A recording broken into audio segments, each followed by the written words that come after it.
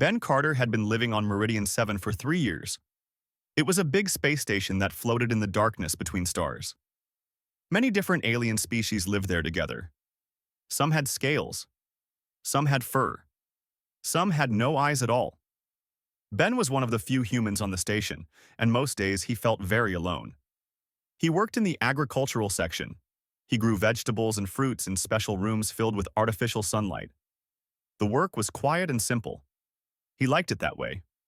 Most aliens on the station ignored him, and he was fine with that. Humans were new to the galaxy.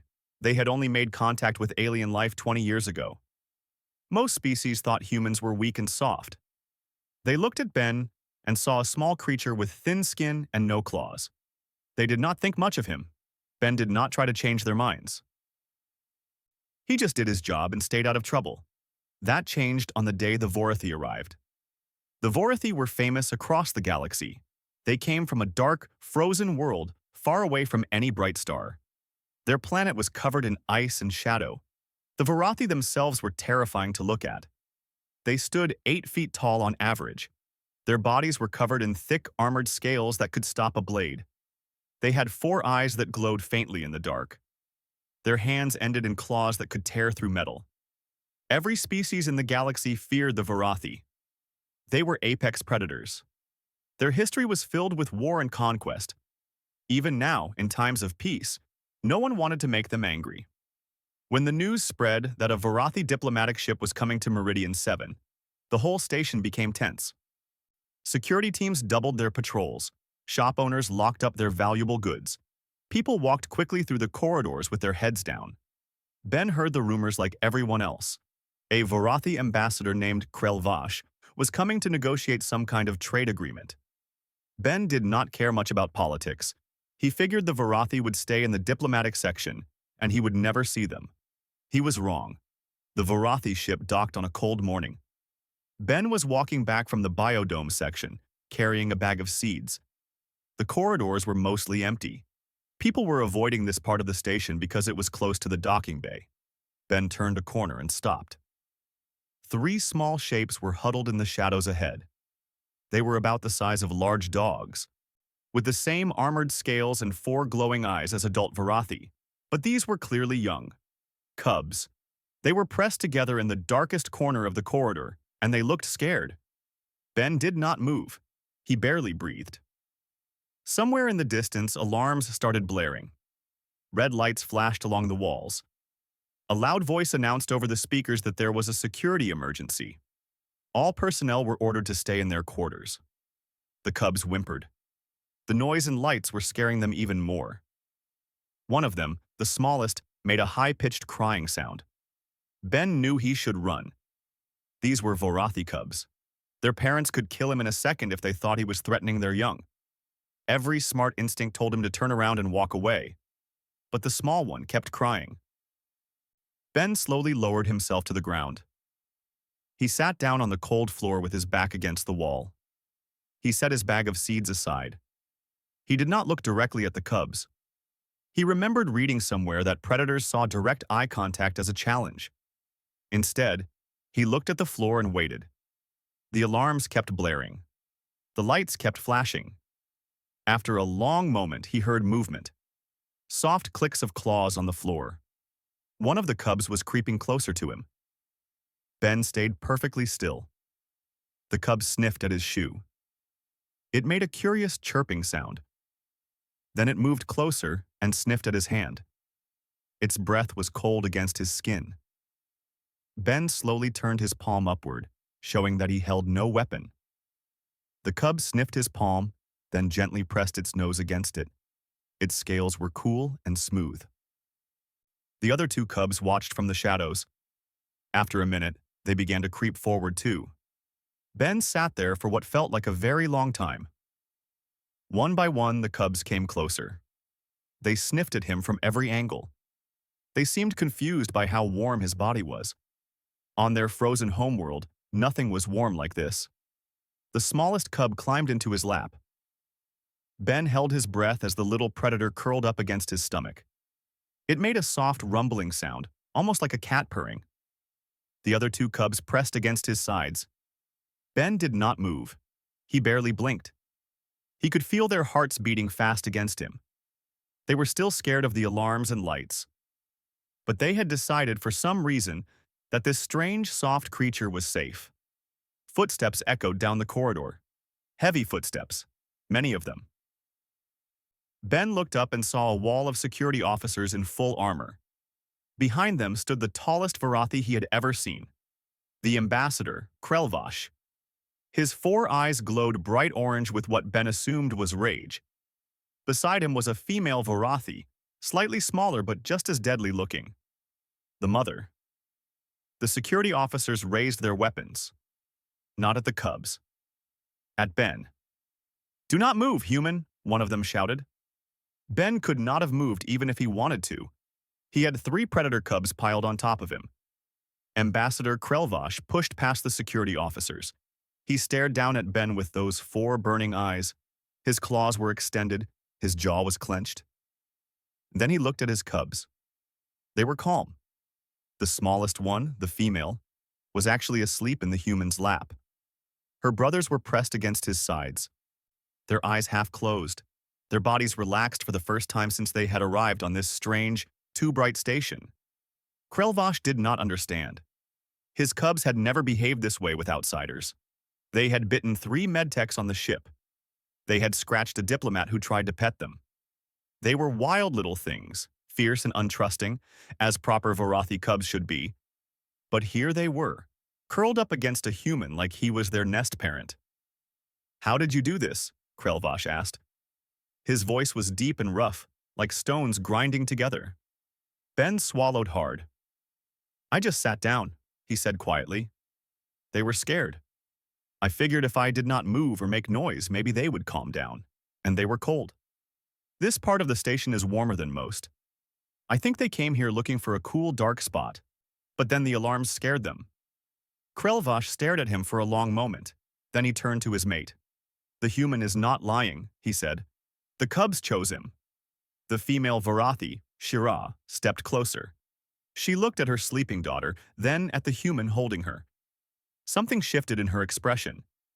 It was not quite trust, but it was not hostility either. "What is your name?" she asked. "Ben Carter." She nodded slowly. "Ben Carter. You will remember this day. So will we." The alarms finally stopped. The lights returned to normal. But Ben stayed where he was, 3 predator cubs sleeping peacefully against his body, as the most dangerous creatures in the galaxy watched him with something that might have been the beginning of respect. The next morning, Ben woke up in his small quarters expecting a normal day.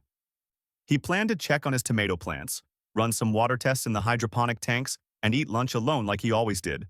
But when he opened his door, Ambassador Krelvash was standing in the corridor. Ben almost screamed. He managed to turn it into a small coughing sound instead. "Human," Krelvash said, "I need to speak with you." Ben stepped back and let the massive Varathi inside.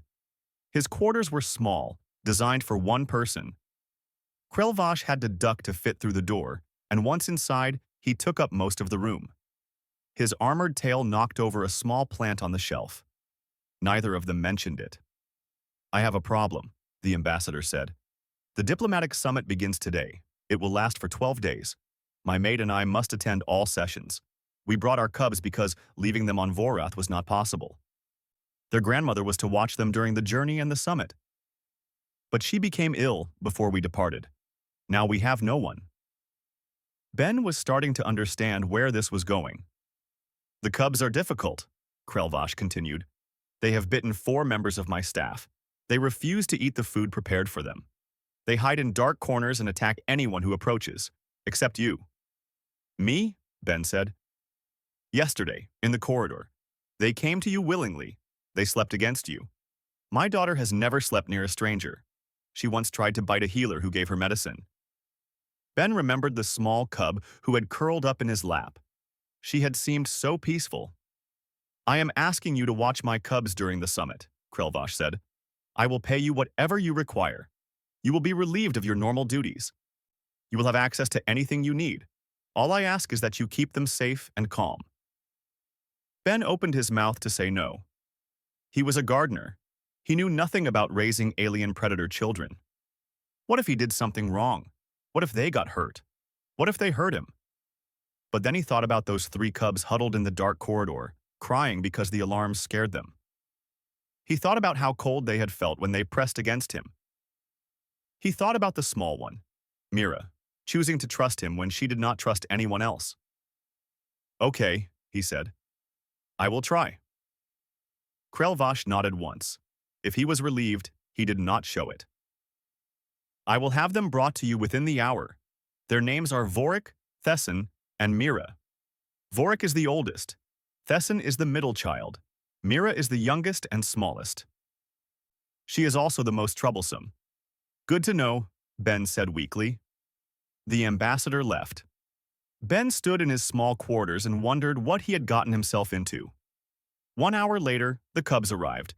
They came with two nervous Varathi guards who looked relieved to hand them over. The moment the guards left, all three cubs rushed toward Ben. Mira reached him first. She jumped up and pressed her front claws against his chest, chirping happily. "Hello to you too," Ben said. He spent the first day learning about them. Vorik was serious and watchful. He liked to sit near the door and guard it. Thesson was curious about everything. He sniffed at all of Ben's plants, knocked over several containers, and tried to eat a pencil. Mira followed Ben everywhere. When he sat down, she climbed into his lap. When he walked, she trotted at his heels. The station had sent over information about Varathi dietary needs. The cubs needed raw meat, preferably cold. They needed water with certain minerals added. They could not eat anything sweet because it made them sick. Ben ordered supplies from the station kitchen and set up a feeding schedule. On the second day, he noticed the cubs were uncomfortable. They kept scratching at themselves and hiding in the darkest corners of his quarters. Ben realized the temperature was wrong. His rooms were set to a comfortable level for humans, which meant they were far too warm for creatures from an ice world. He adjusted the climate controls. The rooms dropped to near freezing. Ben put on a heavy coat and wrapped himself in blankets. The cubs immediately became more active and playful. On the third day, Mira would not eat. She turned away from the meat Ben offered. She crawled under his bed and refused to come out. Ben was worried. He contacted the Varathi medical team, and a doctor came to check on her. The doctor examined Mira and then looked at Ben with something like surprise. "She is not sick," the doctor said. "She is homesick. She misses her nest." On Voroth, cubs sleep in warm piles with their family. She has been sleeping alone since her grandmother left. She needs physical comfort. That night, Ben pushed his bed against the wall and piled extra blankets on the floor. He lay down in the middle of the nest he had made. All three cubs immediately climbed in with him. Mira burrowed under his arm. Vorik pressed against his back. Thesson sprawled across his legs. Ben slept colder than he had ever slept in his life. But when he woke up, Mira was eating again. Days passed. The cubs grew used to their temporary den. They learned Ben's schedule. They knew when he would wake up, when he would feed them, when he would take them for walks in the empty corridors during quiet hours. Ben learned their sounds too. Vorik growled when he was alert, but chirped when he was relaxed. Thesson made clicking noises when he was exploring something new. Mira had a special high-pitched hum that meant she was happy. She made that sound a lot when she was with Ben. One evening, Ambassador Shir-Ah came to check on her cubs. She stood in the doorway of Ben's cold quarters and watched the scene inside. Ben was sitting on the floor, reading something on a datapad. Thesson was asleep on top of his feet. Vorik was guarding the door as always. Mira was in Ben's lap, her head resting on his arm, making her happy humming sound. "They have never been this calm away from home," Shir-Ah said quietly. "They are good kids," Ben said. "They just needed to feel safe." Shir-Ah stepped inside. She moved slowly, carefully, like she was approaching something fragile. She knelt down near Ben and looked at her daughter. "On Voroth," she said, "we do not trust easily. Trust is dangerous. Trust gets you killed. We teach our cubs to be suspicious of everyone outside the family. To show fear or need is weakness." Ben did not say anything. He just listened. "But Mira trusted you," Shira continued. She trusted you before she knew anything about you. She saw something in you that made her feel safe.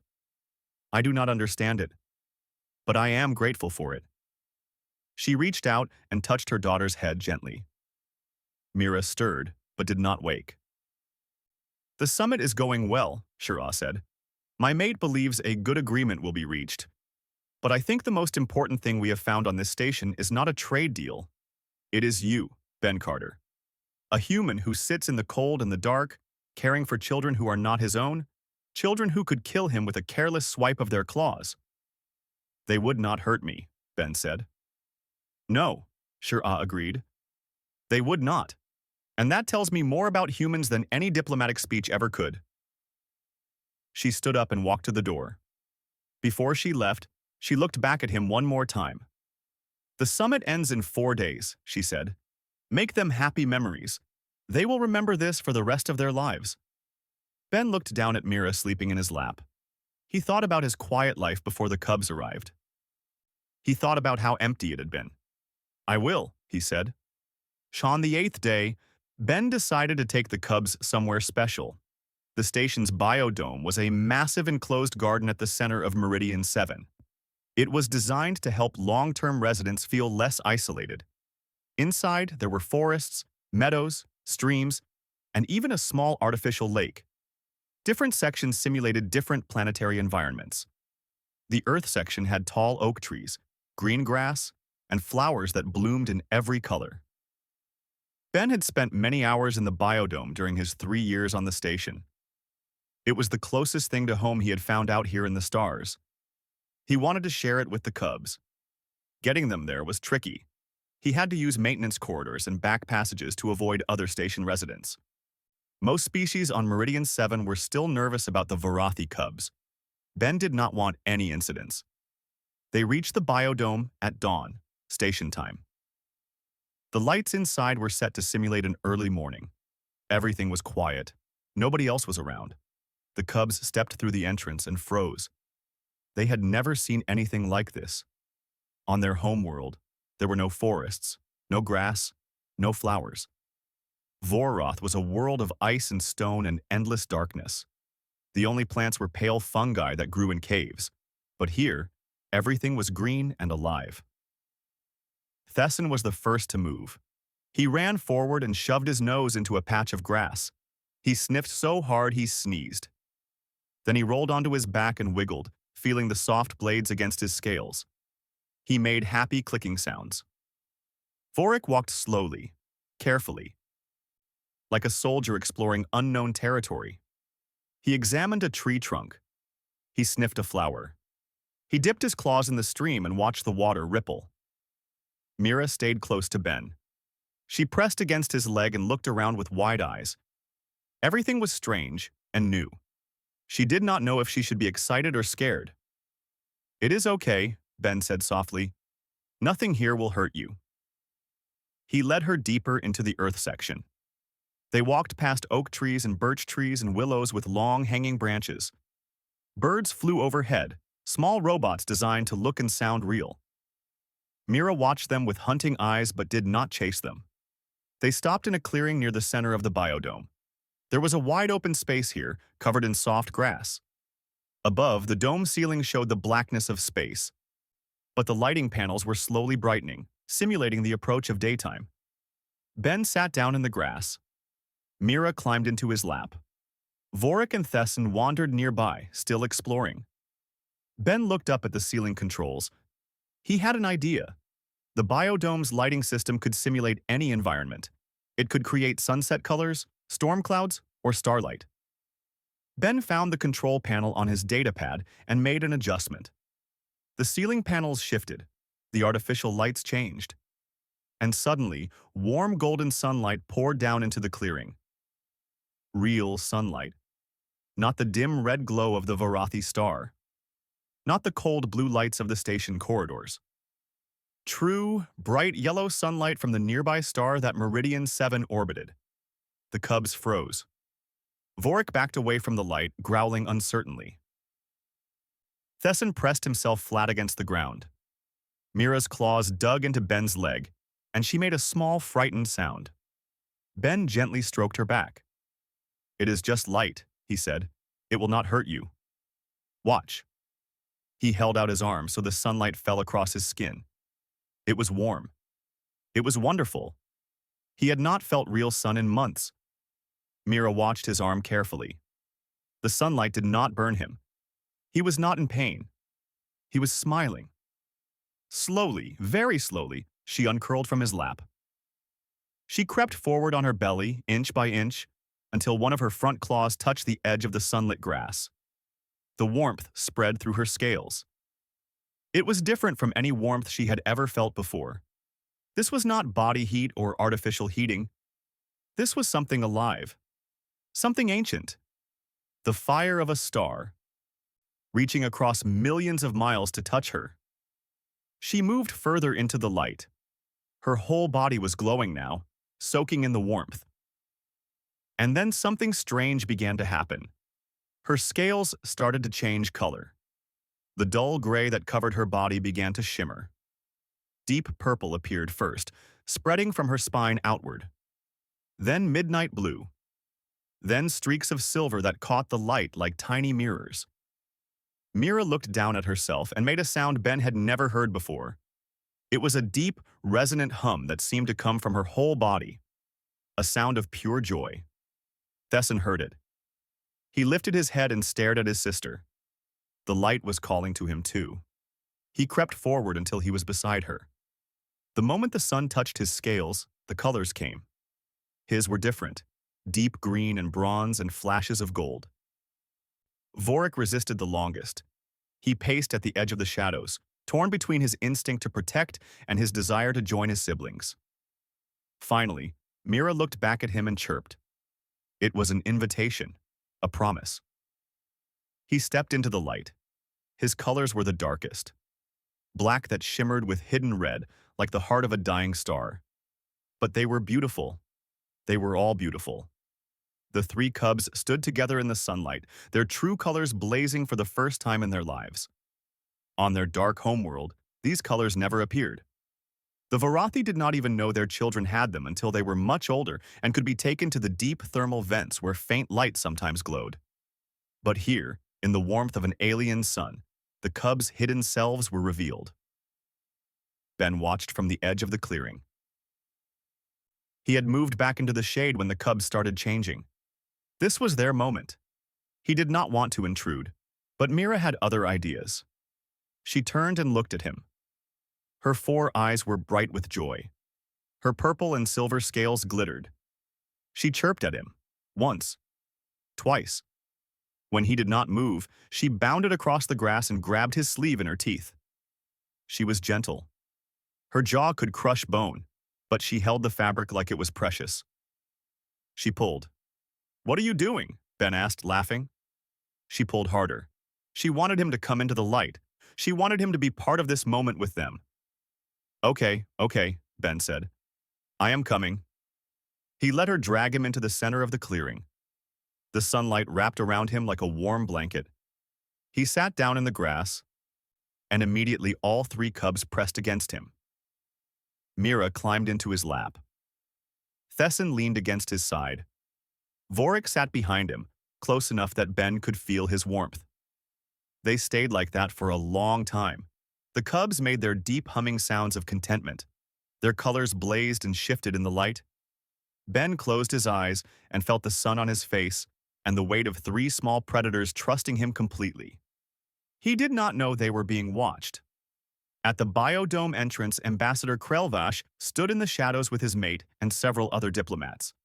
They had come looking for the cubs when they were not in Ben's quarters. Krelvash stared at the scene in the clearing. His children displaying their colors. His children wrapped around a human like he was their nest parent. His children sharing their most sacred moment with an outsider. Beside him, a Kalori diplomat whispered to his colleague. "We were told humans were prey animals, weak and helpless, barely worth notice." Krelvash did not respond. He was watching his youngest daughter, fierce little Mira who trusted no one, nuzzle her face against the human's cheek and hum with happiness. He was beginning to understand that the galaxy had made a terrible mistake about humans. Ambassador Krelvash did not announce himself right away. He stood in the shadows of the biodome entrance and watched the scene in the clearing for a long time. His cubs were displaying their true colors. This was sacred among the Varathi. It only happened when a cub felt completely safe. It meant they trusted their surroundings so deeply that they were willing to reveal their most hidden self. On Vorath, cubs only showed their colors inside the family den, surrounded by parents and grandparents and siblings. Never outside. Never with strangers. Yet here were his children, colors blazing like festival lights, curled around a human they had known for barely 8 days. The other diplomats shifted nervously behind Krelvash. They did not understand what they were seeing, but they could tell it was important. The Chalori ambassador kept whispering to his assistant. A Threni delegate was recording everything on a small device. Finally, Shir-Ah stepped forward. She walked into the biodome and crossed the clearing. The cubs looked up when they saw her coming. Their colors dimmed slightly with surprise. But they did not hide them. They were not ashamed. Ben started to stand, but Shir-Ah held up a clawed hand. "Do not move," she said. "I want to see something." She knelt down at the edge of the sunlit circle. Her own scales were dull gray, as adult Varathi scales always were in normal light.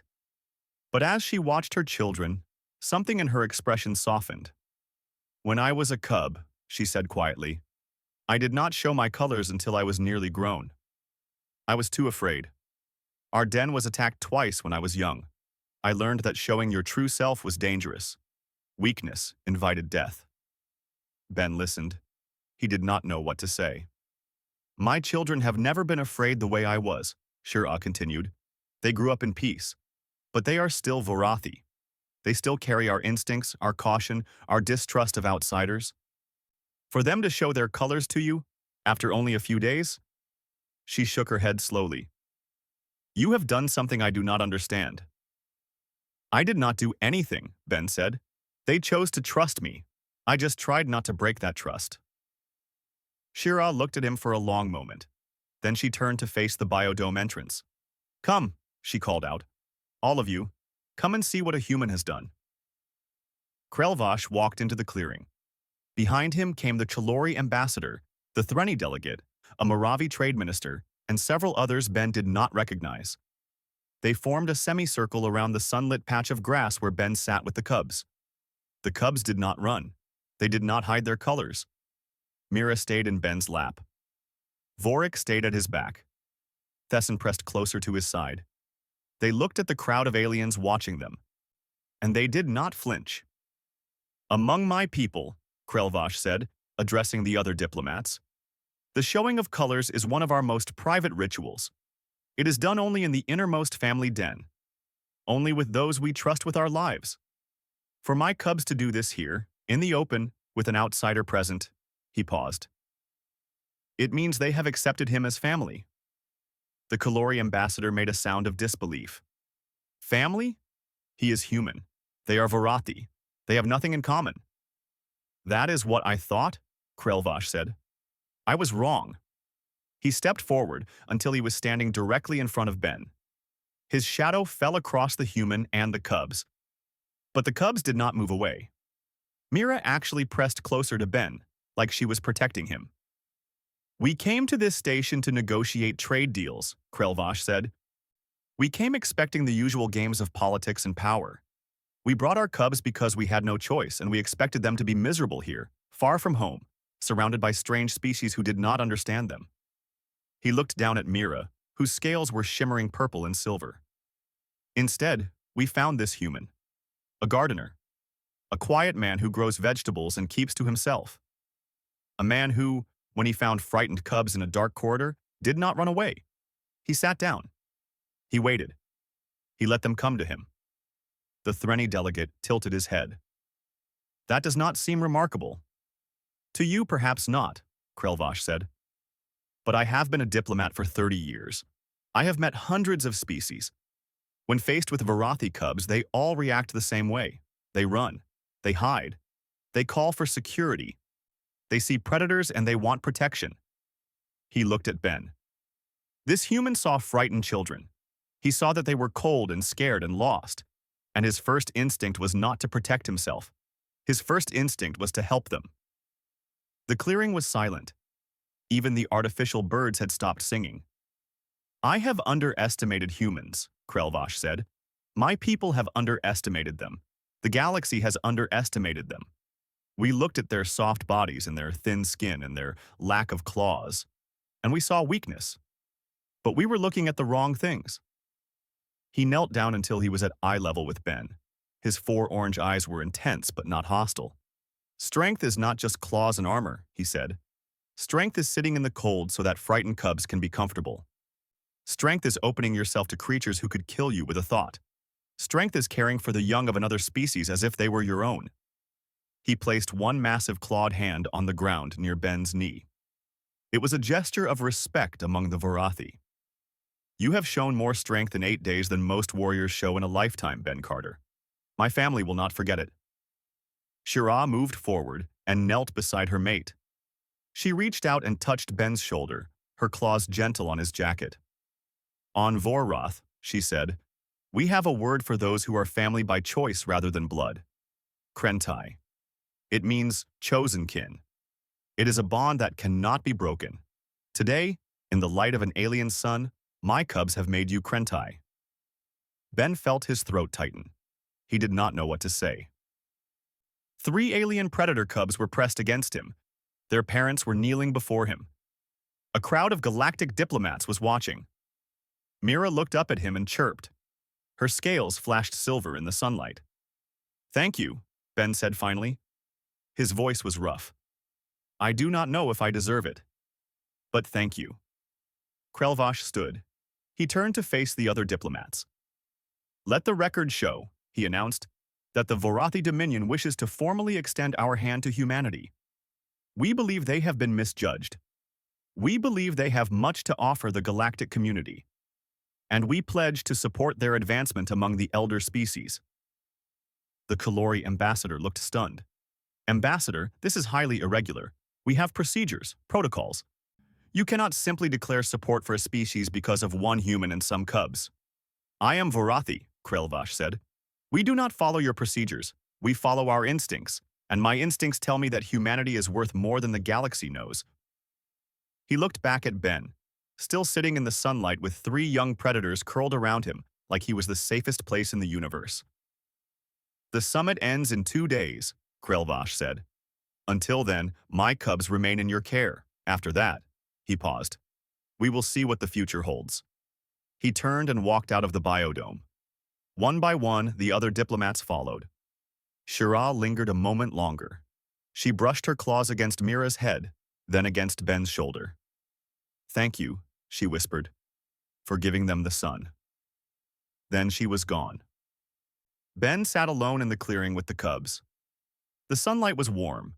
The colors of their scales were slowly fading as they relaxed, but they were still beautiful. Mira was already falling asleep in his lap. 2 more days, he thought. Then they would leave. He did not want to think about that yet. The last day came too quickly. Ben woke up before the station lights brightened. The cubs were still sleeping around him. Mira was curled against his chest, her breathing slow and steady. Vorik was at his feet, positioned so he could watch the door even in sleep. Thesson was sprawled across Ben's legs, twitching slightly as he dreamed. Ben lay still for a long time. He did not want to wake them. He did not want this day to start. The Vorathi ship was scheduled to depart at noon, station time. All the diplomatic meetings were finished. The trade agreement had been signed. There was nothing left to keep Ambassador Krelvash and his family on Meridian 7. Nothing except the bond that had formed between a human gardener and 3 young predators. The cubs woke slowly. Mira stirred first, yawning and stretching her claws. She looked up at Ben with sleepy eyes and chirped her morning greeting. He rubbed the spot behind her ear that she liked, and she hummed with contentment. They ate breakfast together. Ben had ordered extra meat for their last meal, the good stuff that cost more than his weekly food budget. The cubs ate happily, not understanding that this was goodbye. At 10 o'clock, a message arrived on Ben's datapad. The Vorathi delegation was gathering at the docking bay. Ambassador Krelvash requested that Ben bring the cubs to say farewell. Ben read the message 3 times. Then he set down the pad and looked at the cubs. "Okay," he said. "It is time to go." They walked through the station together one last time. Ben used the maintenance corridors again, avoiding crowds. The cubs trotted beside him, unaware of what was coming. Thesson stopped to sniff at interesting doors. Vorik walked with his usual serious guard stance. Mira held onto the edge of Ben's jacket with her teeth, her favorite way to stay close. The docking bay was huge and cold. The Varathi ship loomed at the far end, a massive vessel of dark metal and sharp angles. It looked dangerous. It looked like it was made for war, not diplomacy. Ambassador Krelvash and Shira were waiting near the boarding ramp. A dozen Varathi guards stood behind them in formal formation. Several station officials were present to see the delegation off. The cubs ran to their parents the moment they saw them. Mira jumped at her mother, chirping excitedly. Thesson showed his father something he had been carrying, a small stone from the biodome. Vorik stood at attention, trying to look dignified like the adult guards. Ben hung back. He watched the reunion from a distance. This was where he belonged now, on the outside. But Shira looked up and caught his eye. She said something to her cubs, and all 3 of them turned around. Mira ran back to Ben. She slammed into his legs and wrapped her claws around him. She was making sounds he had never heard before. High-pitched whimpering sounds. Sad sounds. She knew. Somehow, she knew. Thesson came next. He pressed against Ben's side and made clicking sounds. His version of crying. Vorik walked over slowly, trying to maintain his dignity, but his tail was drooping and his eyes were dim. Ben knelt down so he was at their level. All 3 cubs pressed against him. Mira shoved her face into his neck. Thesson leaned on his shoulder. Vorik stood guard beside them, but his body was shaking. "I know," Ben said softly. "I know. I am going to miss you too." Ambassador Krelvash approached. He looked at his children clinging to the human, and his expression was unreadable. "They do not want to leave," he said. "I do not want them to leave either," Ben admitted. "But they have to go home. They belong with you, on Vorrath. That is where their family is." "You are their family now too," Shira said. She had joined them. "They will not forget you, Ben Carter. Varathi never forget their Krentai." Ben nodded. His throat was too tight to speak. He pulled back gently and looked at each of the cubs. He touched his forehead to Vorik's, then to Thesson's, then to Mira's. It was a human gesture. They had learned to understand it during their time together. "Be brave," he told them. "Remember what the sunlight felt like. Carry it with you, even when everything is dark and cold. And take care of each other." Mira made a small sound. She stepped back and did something strange. She scratched at her own shoulder, working a claw under one of her scales. A moment later, she pulled out a small, loose scale. It was the size of a coin, shimmering with purple and silver in the station lights. She held it out to Ben. He looked at Shira. Her eyes had widened. "That is a great honor," Shira said quietly. "Among my people, we only give scales to true family. It is a piece of ourselves, a promise that distance cannot break the bond." Ben took the scale carefully.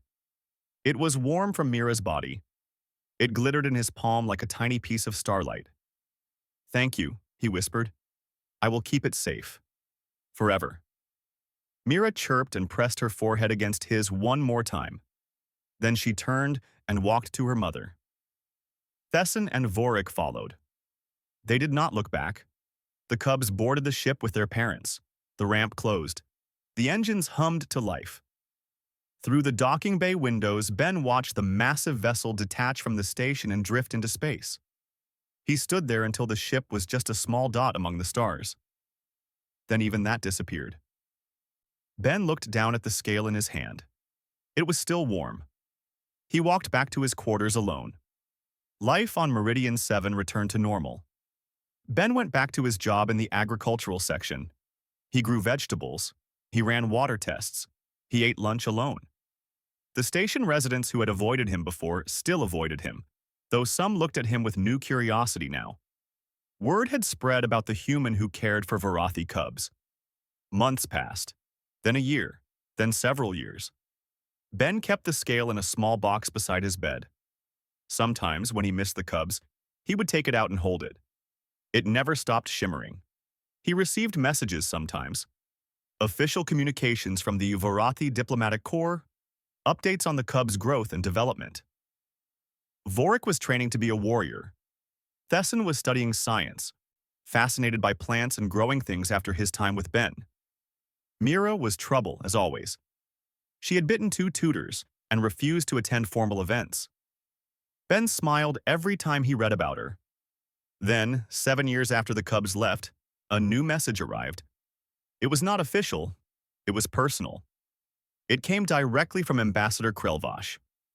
The message was short. She is coming. Ben did not understand until the next day, when station security contacted him. A Varathi ship had arrived. A young female was requesting permission to board. She had asked for Ben Carter by name. He went to the docking bay with his heart pounding.